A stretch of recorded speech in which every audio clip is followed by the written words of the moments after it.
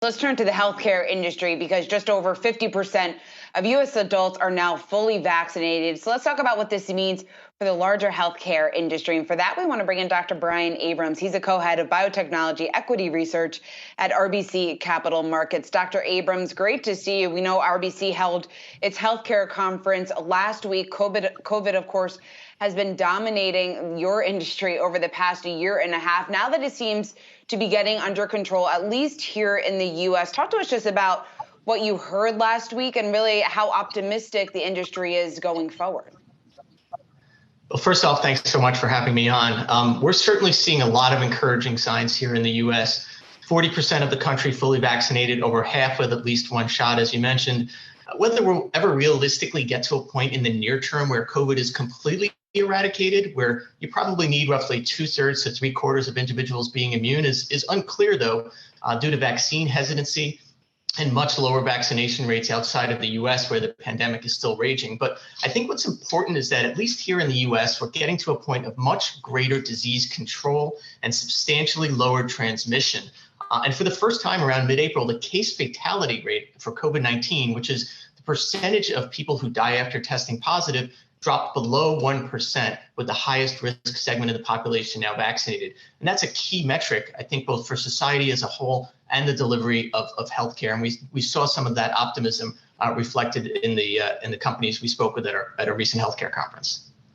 Dr. Abrams, when we talk about healthcare, and it's going to be much larger, obviously, than COVID and vaccines and treatment for COVID, what's coming down the pike, though, in developments of treatments from what we've learned from dealing with COVID?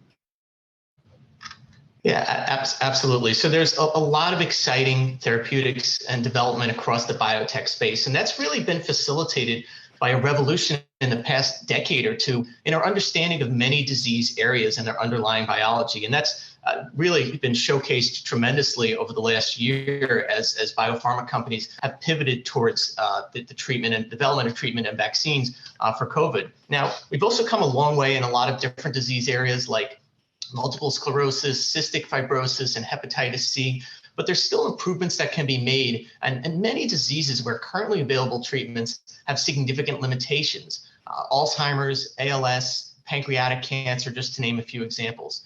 Some of the ones that we're most excited about and keeping a close eye on are a gene therapy for muscular dystrophies from Sarepta, a breast cancer drug called Trodelvy from Gilead, and a novel cocktail for schizophrenia from a company called Karuna. Dr. Abrams, we know that there's been appetite for M&A out there in other industries. What does that look like within the healthcare industry? Did you get a sense of that last week? Yeah, absolutely. So it's a really important topic because I think one of the reasons that the biotech sector has lagged over the past few months is that there has been a slowdown in M&A in the first half of the year. And so coming out of our conference, after speaking with a lot of companies about their business development plans, we actually did an analysis looking at the potential for future M&A in the space. We found that there's several fundamental reasons of why this should pick up in the back half of the year, and we think reignite interest in the biotech sector. Biopharma balance sheets remain strong. Patent cliffs by the end of the decade for a lot of companies and maturing franchises create a need to bring in external assets to foster growth and revenue sustainability. And with the sector down in the first half of this year, valuations are more attractive. And actually, when we look over the past 5 years, any sharp downtick in M&A activity over half a year has always been followed by a sharp uptick. And in fact, we saw an acquisition just this morning of a biotech company, Constellation. So that's something we're going to be looking towards seeing more of in the back half of this year. Dr. Brian Abrams, co-head of Biotechnology Equity Research at RBC Capital Markets. Always great to speak with you.